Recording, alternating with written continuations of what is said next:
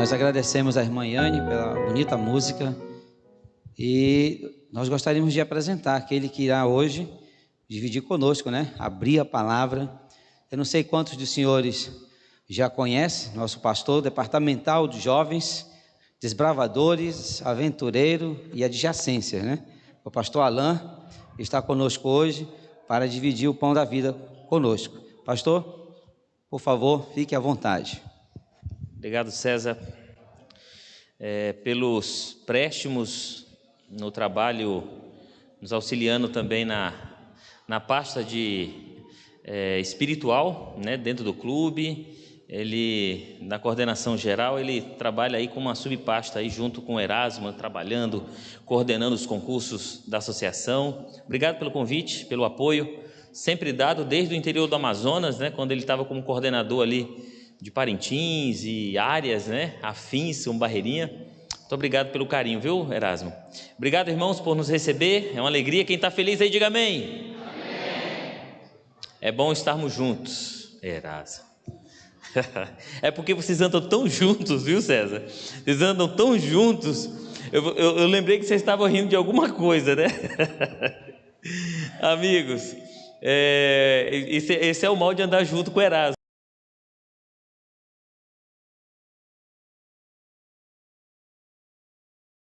Juntos nessa manhã para juntos estudarmos a palavra de Deus. É bom receber você nessa igreja tão agradável.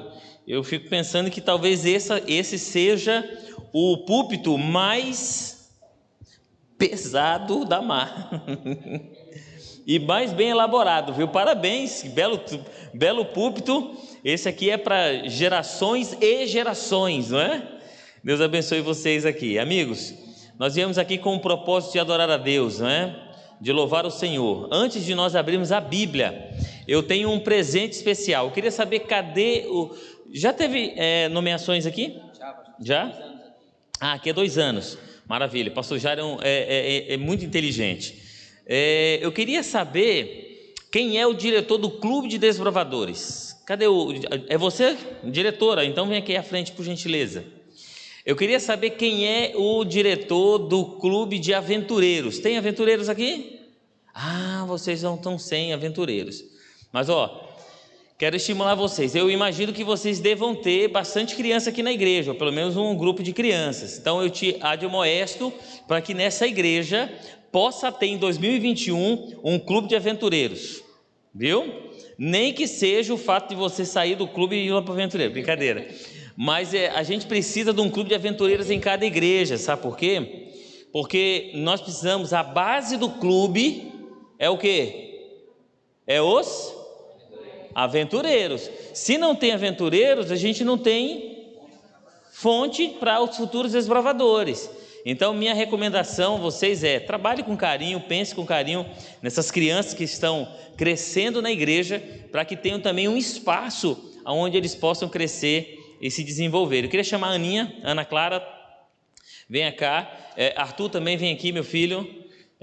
Venha com a máscara, meus jovens. Muito bem. Eles vão deixar para você aqui um presente especial. O primeiro presente é o livro do ano que vem. Tá? Faz parte da coleção do livro do ano, e esse aqui é o de aventureiros. Eu vou deixar já o de aventureiro para que vocês possam se estimularem a não só lerem, mas também estimular a igreja a ter um clube de aventureiros nessa igreja. Eu tenho muitos aventureiros aqui. Comece, nem se for com uma unidade mista, mas comece um clube, cadastre no ano que vem e faça uma diferença aqui nessa igreja e na vida dessas crianças. Okay. Vamos fazer uma oração? Minha irmã, vamos orar. Arthur, vem aqui, pertinho. Vamos fazer a oração por esse clube. Cadê os desbravadores aqui do clube? Cadê? Levanta a mão, quem é desbravador? Misericórdia. É quase toda a igreja, né? Coisa boa. Então vamos orar. Pai querido, muito obrigado, Senhor, pela vida, pela saúde, e muito obrigado também pelo clube de desbravadores aqui dessa igreja. Que a tua bênção repouse sobre a sua direção, sobre o ancião da área, sobre, Senhor, os demais pais, os responsáveis de cada desbravador. E que aqui nessa igreja esses meninos cresçam em estatura, sabedoria e graça, diante da comunidade, mas também diante do Senhor. Entrego, Senhor, mais uma vez esse clube em Tuas mãos e fazemos, Pai, votos para que em 2021 o Senhor possa mover um líder para poder assumir o clube de aventureiros, que é tão importante para as nossas crianças também. Entrego esses projetos em Tuas mãos, no nome de Jesus, amém. Muito obrigado, minha irmã. E parabéns pelo ano de 2020, né, que foi um ano muito desafiador para todo mundo, principalmente para a área jovem, né, que ela vive de vários eventos ao longo do ano, mas tivemos que nos reinventar ao longo do caminho, através das lives, né, doutor César? Através das lives, através das transmissões, e todos os clubes, ou a grande maioria dos clubes, tiveram que se adaptar a essa nova realidade. Ela está passando, mas deixou consigo também várias experiências positivas. Portanto, as novas formas de lidar com o treinamento, ela vai ser muito válida para os próximos anos, viu? A tecnologia será bem mais utilizada do que foi até então. Tivemos que nos amadurecer um pouquinho mais cedo, né, para essas questões tecnológicas, para podermos avançar agora com mais força nos anos subsequentes. Então, que Deus abençoe vocês também aqui nessas áreas importantes. Eu tenho aqui a alegria de ver o irmão José Carlos, foi minha ovelha, né, ali do São Lucas 2, alegria vê-lo mais uma vez, amigo, nessa igreja, viu? Está há algum tempo já aqui. Deus abençoe você e sua família. Já tivemos muitas lutas juntos, não foi, irmão Zé? E eu queria convidar você agora a abrir a palavra de Deus. Afinal de contas, viemos aqui para isso. Eu tenho pelo menos mais 25 minutos com vocês, e eu gostaria de aproveitar esses 25 minutos com muita sabedoria. João capítulo 5 é o tema que nós vamos ver hoje. João capítulo 5, a cura de um homem paralítico. Nós conhecemos essa história, eu quero recapitulá-la com você nessa manhã. Eu queria que você abrisse sua Bíblia em João capítulo 5. Essa história ela é do verso 1 e ela vai até o verso 18. Não leremos todos os versículos, mas vamos tentar ler alguns versículos para a nossa compreensão da história nessa manhã. Eu sei que é uma história conhecida, portanto eu quero tirar dela algumas experiências para nós colocarmos em prática. João capítulo 5, quem encontrou aí, diga amém? Amém. Que bom. João 5, se você tem uma Bíblia, teu colega ao lado, seu irmão ao lado, não tiver uma, compartilhe com ele, com ela, para que todos possam acompanhar o texto bíblico. O texto bíblico diz assim, verso 1: passadas essas coisas, havia uma festa dos judeus, e Jesus subiu para Jerusalém. Ora, existia ali junto à porta das ovelhas um tanque, chamado em hebraico Betesda, o qual tem 5 pavilhões. Neste jazia uma multidão de enfermos, cegos, coxos, paralíticos, esperando que movesse a água, porquanto um anjo descia a certo tempo, agitando-a. E o primeiro que entrasse no tanque, uma vez agitada a água, sarava de qualquer doença que tivesse.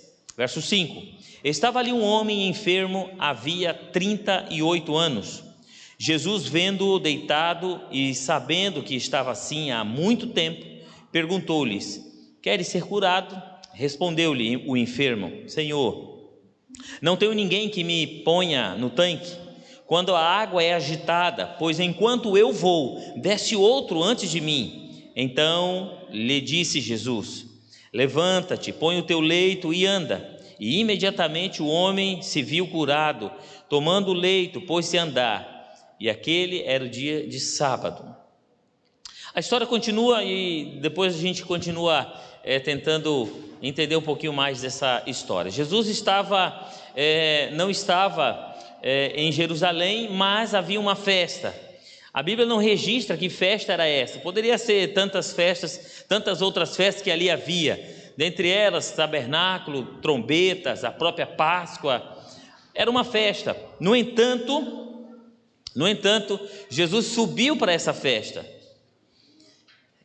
Eu fico pensando que Jesus, quando eu olho para a história bíblica, Jesus ele é um assíduo em festas espirituais.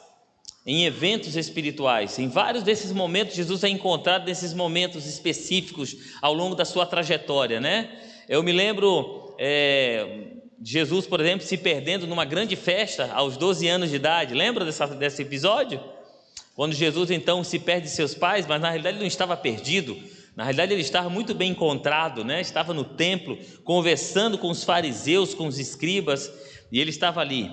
Em outros momentos Jesus é visto voltando ao templo, em outros momentos mais, casamentos. Jesus gostava de estar em momento de festa, de celebração. Mas naquele dia, Jesus então ele sobe a Jerusalém. Jerusalém, ele tinha várias entradas na cidade. E Jesus escolhe uma entrada, a entrada norte. Se você pesquisar sobre o tanque de Betesda, você vai ver que o tanque de Betesda ele está justamente localizado na zona norte da cidade. E ele entra pela zona norte numa porta chamada Porta das Ovelhas. Porque ele sabia que ao entrar ali, ele iria encontrar um tanque. E esse não era um tanque exclusivo, né? Era uma cisterna que fazia parte, inclusive, do processo público ali em Jerusalém. Haviam várias outras cisternas, vários outros tanques. Lembrem-se que na cultura judaica, a cerimônia da purificação era uma rotina intrínseca na cultura. Portanto, ter esses tanques espalhados ao longo da cidade era muito comum. Mas chamava-se a atenção aquele tanque, porque aquele tanque havia atrelado a ele uma história. E essa história passou a ser uma cultura, uma história contada e uma crença que acabou pegando, e nós não sabemos ao certo, a história não relata ao certo, mas era uma cultura dali, pensar naquele jeito, de que ali havia um anjo e ao mover as águas, ali então, as pessoas que ali mergulhassem por primeiro, então seriam curados. Não temos relatos bíblicos disso, e nem mesmo relatos, por exemplo, da história. A história de Joséfo, por exemplo, não menciona este fato. Lembrando que Flávio José foi um dos principais autores cristãos, historiadores cristãos, aí logo no primeiro século. Não tem registro disso, de que isso fosse de fato uma verdade, mas era uma crença. E essa crença levava para aquele local muitas pessoas. E a Bíblia diz aqui que pessoas de diversas enfermidades, cegos, coxos, pessoas enfermas, de N problemas de saúde. E as pessoas iam para ali com a esperança de que em algum momento a água se moveria e elas teriam então a oportunidade de serem curadas. Bom, a história diz que Jesus chegou àquele local, e ao chegar naquele local ele viu aquela multidão, e Jesus ele se direciona para aquele homem. E a gente fica imaginando Jesus em um daqueles pilares, haviam 5 alpendres que eram pilares que as pessoas se escoravam, estavam ali. Eu fico imaginando o tamanho daquela cena. Eu não sei se você já teve a oportunidade de ir a algum lugar onde as pessoas... Eu sempre falo que o hospital é um lugar bem difícil de se estar, né? Eu tive a oportunidade de trabalhar por 2 anos em hospital. Antes de assumir o ministério, eu tinha o Ministério da Saúde. Eu trabalhei por 2 anos no hospital público, na minha cidade, como técnico de enfermagem. E ali trabalhando você vê várias situações, e muitas vezes quando você encontra as pessoas enfermas, eu ficava imaginando o sofrimento, a dor, e tentando me colocar no lugar, e é difícil, é um ambiente difícil. Eu fico imaginando Jesus observando aquela multidão, as pessoas esperando esse movimento das águas, talvez as pessoas se empurrando para poder estar na melhor posição para que elas pudessem então mergulhar. E ele então enxerga aquele homem. E ao chegar perto daquele homem, ele faz uma pergunta muito óbvia. A Bíblia registra que ele há 38 anos estava naquela situação. E para piorar a situação, a gente fica imaginando esse homem. Quando eu imagino na leitura bíblica, a gente vê o sofrimento, porque esse homem não só tinha um sofrimento físico, por estar enfermo, paralítico, mas esse homem também tinha um outro problema. Jesus, ao perguntar para ele o que ele queria fazer, ele falou: olha, eu quero ser curado. A pergunta, na realidade, é uma pergunta muito óbvia. Mas então ele fala assim: olha, mas eu não tenho ninguém. Muito mais do que um problema físico, aquele homem também tinha um problema emocional. Você já imaginou ter 38 anos de idade, 38 anos de uma enfermidade, que provavelmente esse homem, ele tivesse adquirido essa enfermidade por alguma situação? A Bíblia não relata também, mas estudando os relatos e os comentários, você vai encontrar que provavelmente ele tivesse muito mais do que 38 anos. 38 anos era só de enfermidade. Mas quando ele é interpelado por Jesus, Jesus então encontra algo mais profundo. Esse homem tinha um problema emocional muito forte. Por quê? Porque não havia ninguém que o pudesse colocar naquela água. Ou seja, aquilo que era um problema, na verdade era um problema muito maior. Você já imaginou você não ter pessoas por perto da qual você ama, da qual você confia? Ele não tinha amigos. As pessoas que estavam ali, sempre tinha alguém ao lado. Por quê? Porque ao mover a água, um ajudava o outro. Ele não tinha.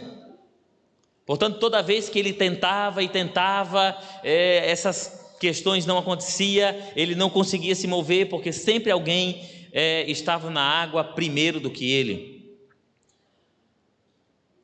38 anos de expectativa, 38 anos de ansiedade, 38 anos tentando, 38 anos buscando uma cura que não vinha. Você já imaginou acordar todo dia sabendo que provavelmente você não iria conseguir aquilo que você tanto almejava? E você olhar para o lado e não tivesse ninguém para te ajudar a cumprir essa missão ou seguir nesse caminho? Portanto, esse homem, ele tinha essa dificuldade, ele tinha esses problemas, mas agora Jesus está ao lado dele. Mas o que esse homem não consegue enxergar é que 38 anos acabou com a fé dele. Ele não tinha mais fé. A fé dele era muito prática. Eu preciso chegar na água, eu preciso ser mergulhado, aí sim eu vou ser curado. O relato bíblico diz que no verso 8 diz Jesus: levanta, tome o teu leito e anda. E depois de 38 anos sofrendo aquela enfermidade, eu fico imaginando ele sentindo alguns formigamentos no dedão do pé. É para você imaginar?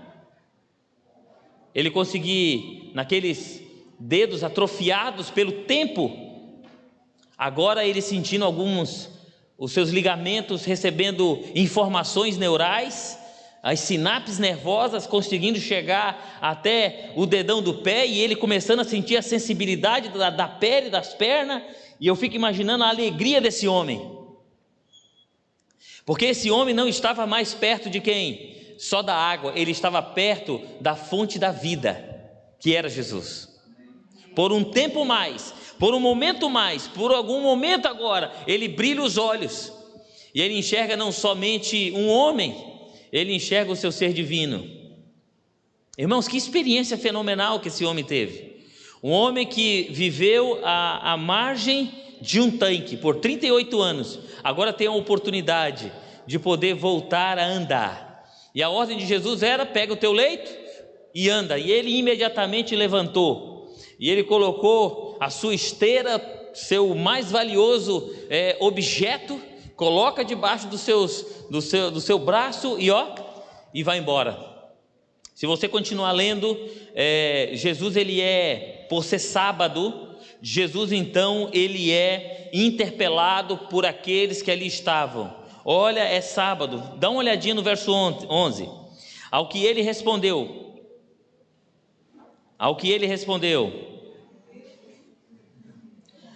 o mesmo que me curou me disse: toma o teu leito e anda. Perguntou-lhe eles: quem é o homem que te disse? toma o teu leito e anda. Mas o que fora curado não sabia quem era. Olha que coisa interessante.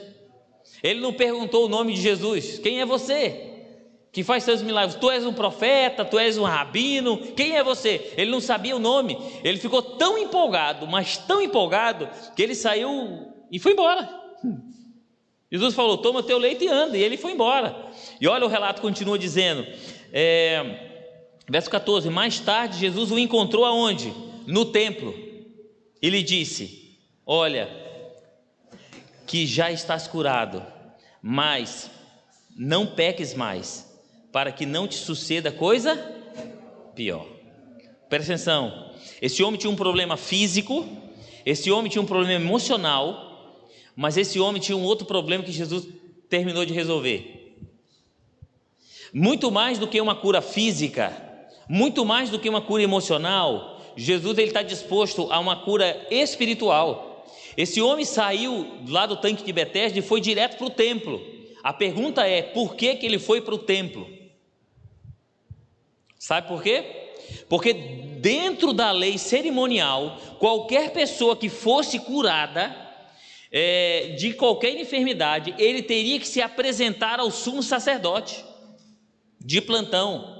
Ele teria que se mostrar que ele está curado, e agora esse homem ele teria que se purificar, e ele teria que voltar, agora ele voltaria a ter uma atividade ou uma integração social. Por isso esse homem estava onde? No templo. Mas ao perguntar quem curou, ele não sabia responder quem era. E Jesus mais uma vez agora ele vai para onde? Ele sai do tanque de Betesda e vai para onde? Ao templo, ao encontro desse homem. Isso me leva a pensar que Jesus, quando subiu a Jerusalém para adorar nessa festa, ele subiu com este homem na cabeça. Ele sabia exatamente o que ia fazer. A gente fica imaginando Deus como um Deus extremamente interpessoal e muitas vezes um Deus extremamente coletivo. Olha, Deus veio morrer por todos nós, não é assim? Inclusive o verso do capítulo 3, verso 16 de João, diz o quê? O que diz lá? Porque Deus amou o mundo de tal maneira que deu seu Filho unigênito, para que todo aquele que nele crê não pereça, mas tenha vida eterna. E a gente fica imaginando Deus veio morrer pelo mundo todo, mas nunca se esqueça que Deus tem você como prioridade. A prioridade de Deus é salvar o mundo, mas Deus tem o teu nome exclusivo para salvar. E isso é maravilhoso, irmãos. Isso me faz lembrar, por exemplo, aquele poço de Jacó em Samaria, onde Jesus mudou uma rota inteira, só para falar com uma mulher. Por que isso? Porque Deus, Ele é um Deus interpessoal, Deus é um Deus coletivo, mas Deus é um Deus pessoal. Deus ele quer ter um relacionamento pessoal com você, e muito mais do que uma cura física, muito mais do que uma cura emocional, Jesus quer nos dar uma cura espiritual.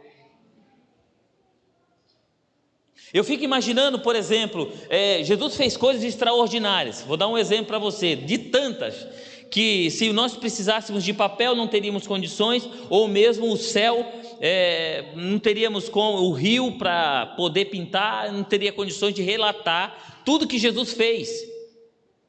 Mas, por exemplo, ressuscitar um homem 4 dias enterrado já é um absurdo, é ou não é? Mas é a pergunta que eu faço para você, esse homem Lázaro, do qual eu estou falando, ele foi ressuscitado, foi um milagre extraordinário. Alguns dias depois ele estava comendo com aquele Simão, que antes era um leproso, mas era um fariseu também, estava Lázaro ali com ele, Vivinho da Silva. E a pergunta é, 2 eventos extraordinários no mesmo lugar. Pergunto, eles morreram? Sim. Eles morreram, Lázaro morreu de novo, Simão morreu posteriormente, o filho da viúva de Naim, que também foi ressuscitado, também faleceu, o cego de Jericó, que recebeu visão, também faleceu, e todos eles faleceram. Eu pergunto, muitas vezes nós estamos tão obstinados por coisas e por eventos temporais que a gente esquece que nós temos uma coisa muito maior, que é as nossas questões espirituais. E se você vê o movimento religioso por aí, os movimentos religiosos, eles oferecem exatamente isso. Eles oferecem, você vai ser curado, amém? Amém. Então venha, entrega, desafia e tal. E você conhece esses movimentos. E as pessoas, como no tanque de Betesda, continuam ali tentando esperar alguma coisa acontecer para que um milagre aconteça em suas vidas.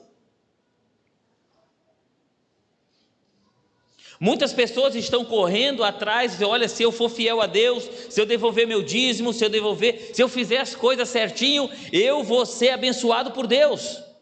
Eu vou ter uma casa própria, eu vou ter um carro bom, eu vou ter um bom emprego e tal, e aí você fica criando expectativas. Calma aí, peraí.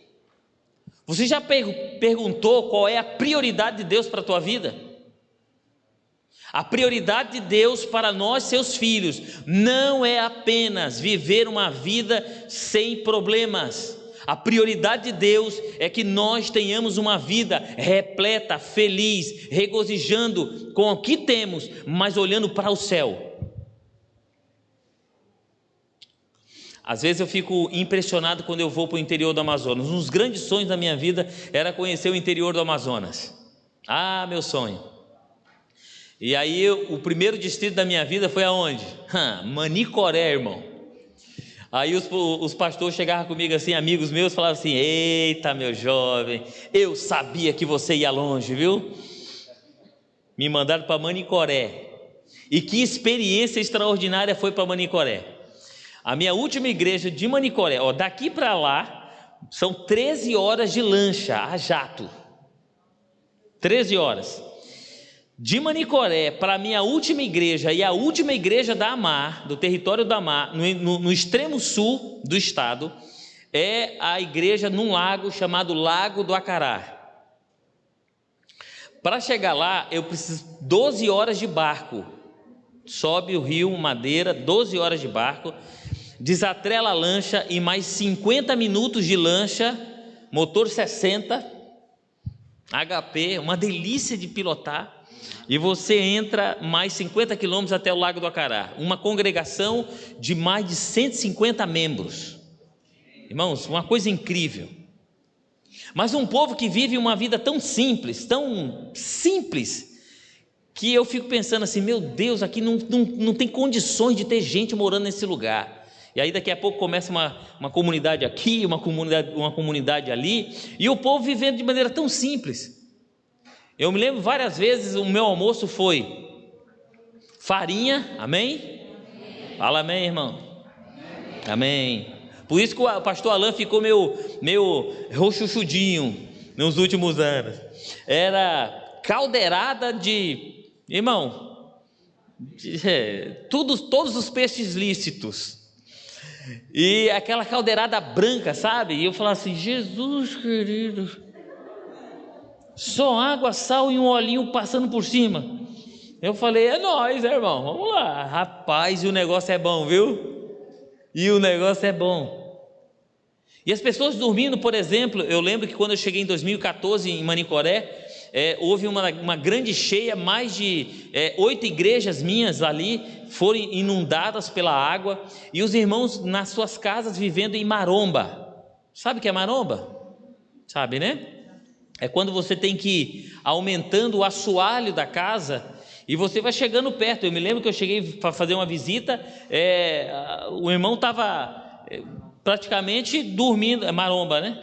E ele estava dormindo praticamente assim, dormindo aqui e o telhado aqui. Só levantar o braço, ele já estava com o telhado no seu alcance.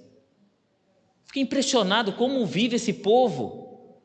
É um povo feliz, tranquilo.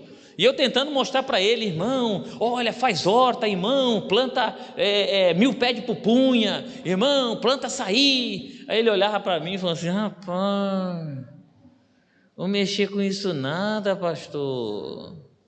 Eu já tenho uns 5 pés de pupunha aí no fundo de casa, açaí eu tenho no mato. Para quê? Vivendo simples. E minha conclusão de 2 anos trabalhando no interior do Amazonas, e conclusão de muitas idas e vindas no interior do Amazonas, nos últimos 3 anos, irmãos queridos, é perigoso não, eu tenho certeza que esses homens e mulheres que vivem ali, simples, muitos deles não sabem ler, não sabem escrever. Me lembrei agora, não sabe ler e escrever, de um homem chamado Jabota. Você, Jabota? É o nome dele? É o nome dele. Ele não quer, o nome dele é José, mas eu falei assim, mas o teu nome não é José? Eu falei, mas eu gosto de ser chamado de Jabota. Eu falei, tá bom, se você gosta, então é Jabota. Vou brigar, né? E o Jabota, irmãos, ele não sabia ler. E eu me lembro que quando eu fui fazer o evangelismo lá no lago chamado Lago do Capanã Grande, esse homem, quando ele recebeu a Bíblia, irmãos, a cena é essa. Eu vou te replicar a cena.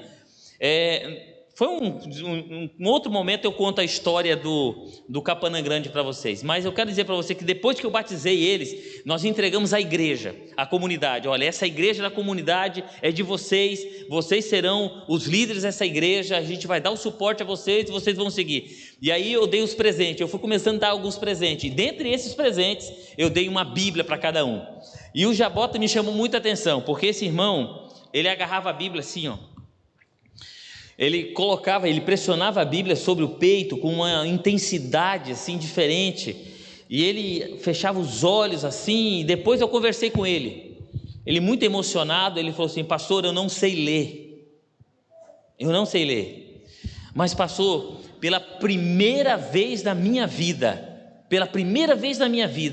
eu senti que Deus falou comigo através das palavras dele.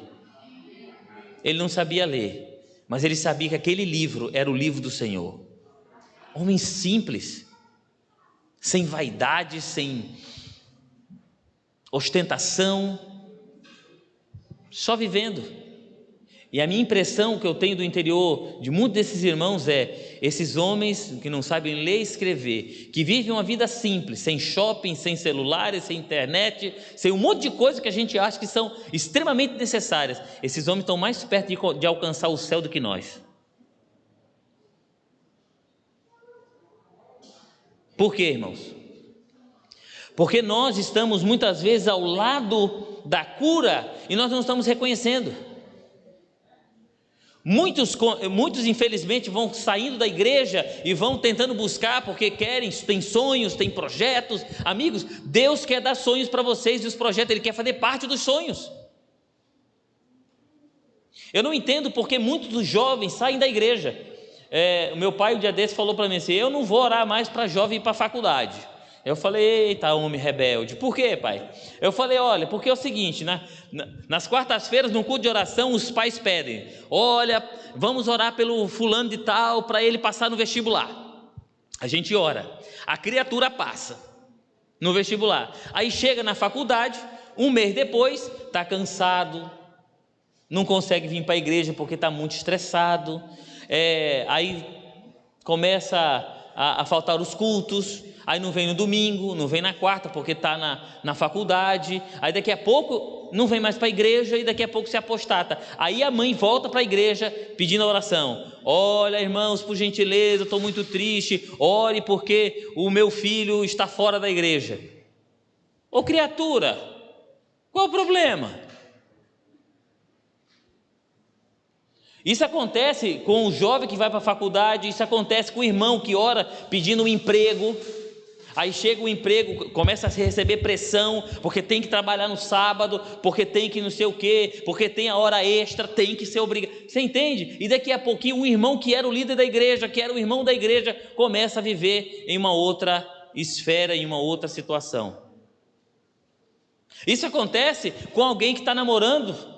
Quando o namorado ou a namorada não tem os parâmetros da Bíblia, e aí ele começa a se afastar paulatinamente dos caminhos de Deus, por causa da amizade, por causa de um namoro. Tantas coisas que vai nos levando para longe de Deus. Queridos amigos, o meu apelo hoje, nessa manhã, olhando para a história desse homem, que nós nem sabemos o nome dele, é mostrar o seguinte, que há um milagre muito maior que Deus espera que você receba nessa manhã, e um milagre muito maior é o milagre espiritual, é o milagre do perdão. É o milagre de saber que Deus ama você. Não importa a distância, não importa os lugares, não importa o que você tenha feito, Deus recebe você. E isso é a coisa mais maravilhosa que eu tenho na vida. Porque Deus não nos julga, como muitas vezes nós julgamos a nós mesmos. Esse homem, 38 anos, julgando a si próprio, um homem enfiado em suas dores emocionais, não podia enxergar quem estava à frente dele. Queridos, essa semana foi uma semana que a gente dedicou pensando, falando sobre a importância de ter os nossos amigos que um dia estiveram conosco aqui, amigos que foram batizados, mas que por algum motivo, que não interessa a mim, não interessa aos irmãos, mas que acabaram deixando de frequentar a igreja, de vir à igreja. Nessa manhã é um momento para a gente refletir, e a reflexão é bem simples. Senhor, por que caminhos eu fui? Será que não está na hora da gente rever os nossos sonhos? Será que não está na hora da gente nos projetar no lugar desse homem e falar: Senhor, será que eu tenho sido, na realidade, um paralítico longe do Senhor? Um homem sem esperança, uma pessoa, porque eu bebi, mas eu não vejo vantagem, eu continuei vazio. Eu fui para as festas, mas eu continuei vazio. Eu estou trabalhando, mas eu estou vazio. Eu estou na faculdade, mas eu continuo vazio. Você sente o vazio no coração? Se você sente esse vazio, é porque Deus é o único que pode colocar e preencher esse espaço. Esse é o espaço de Deus, meu filho. Por mais que você corra, por mais que você fuja, por mais que você vá, esse espaço continua ali vazio. E a menos que você coloque Jesus, dê uma chance para Ele, você vai continuar fugindo para lá e para cá. Você vai continuar andando para lá e para cá, e o resultado vai ser vazio. Essa manhã, querido amigo,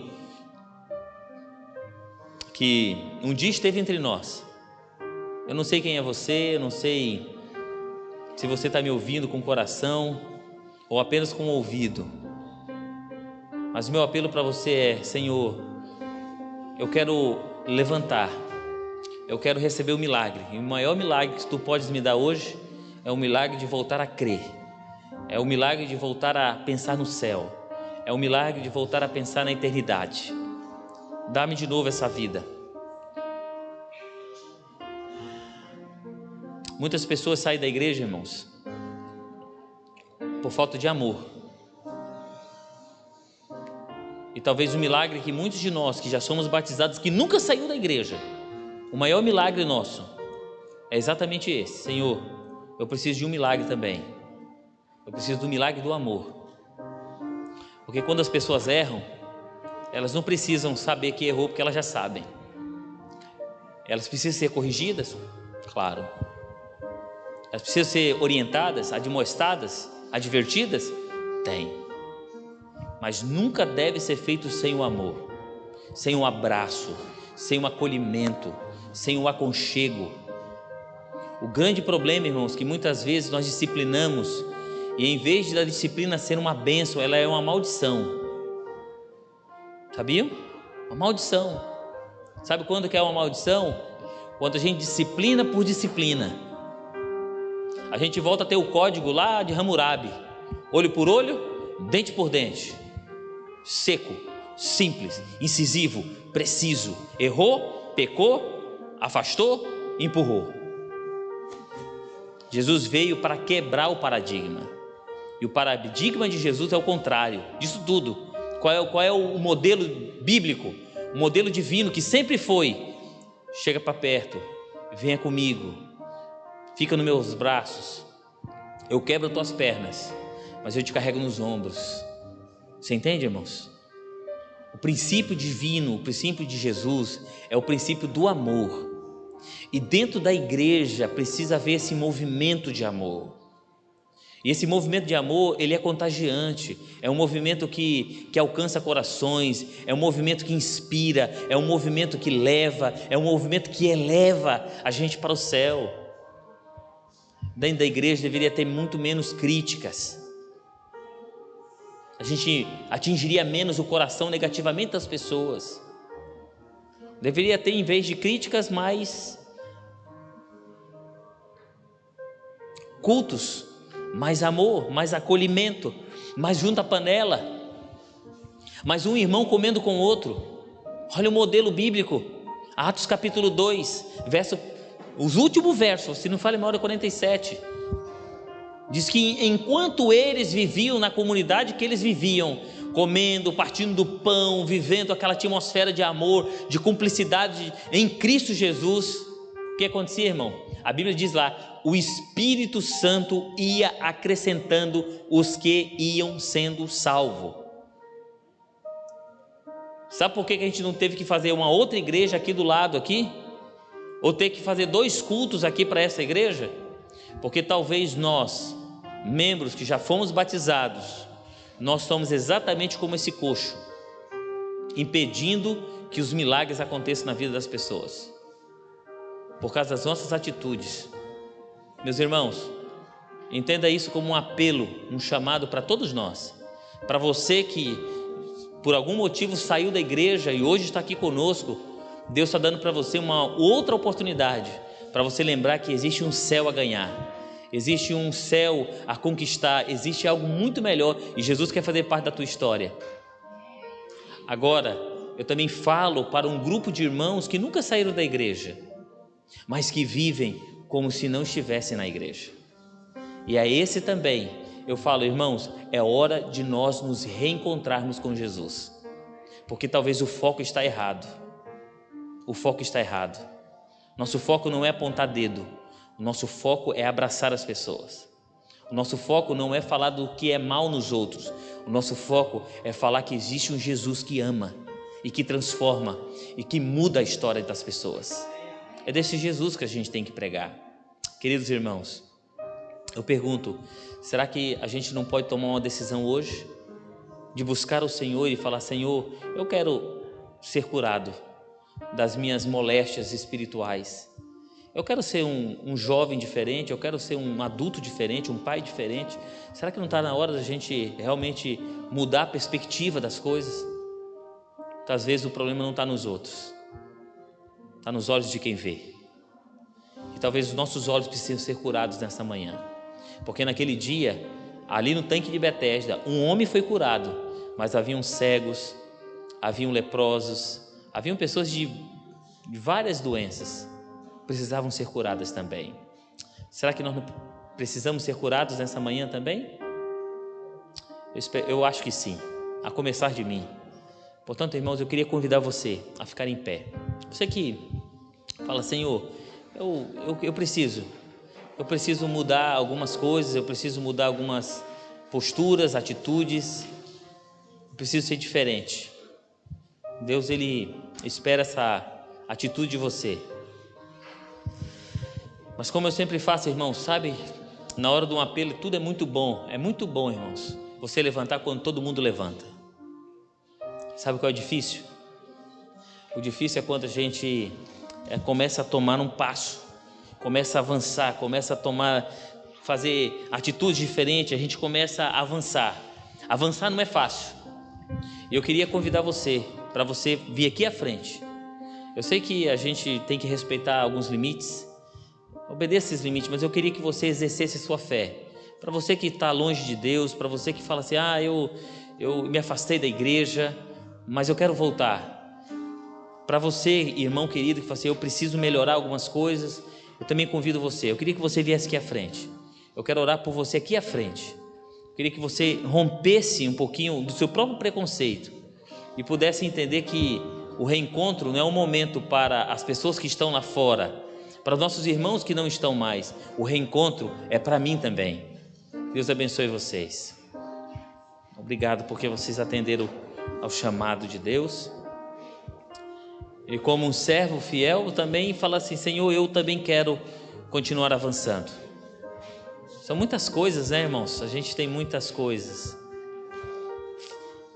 que precisam mudar. Reencontro é isso. A gente precisa voltar para Jesus, voltar para a Bíblia. A gente precisa deixar os nossos rostinhos amargurados de 38 anos sem amigos e começar a encontrar um amigo sincero, fiel em Jesus. Irmãos, é por Cristo que nós existimos, é por Cristo que nós estamos aqui, é por Ele que nós nos movemos. Irmãos, o dia que a gente entender, queridos jovens, que Jesus é precioso demais para nós, as coisas vão mudar. A gente entende de teologia, mas muitas vezes não entendemos quem é Jesus. Conhecemos as histórias de Jesus, mas não conhecemos o autor da história. Conhecemos o Salmo 23, mas não conhecemos o pastor dos Salmos. Irmãos, muito mais do que teoria, a gente precisa viver. E meu apelo nessa manhã é bem simples, vocês já estão sentindo. A gente precisa se reconectar com Jesus. Reconecte com Deus. Viva um dia de cada vez, tendo a experiência da salvação todos os dias. Todos os dias.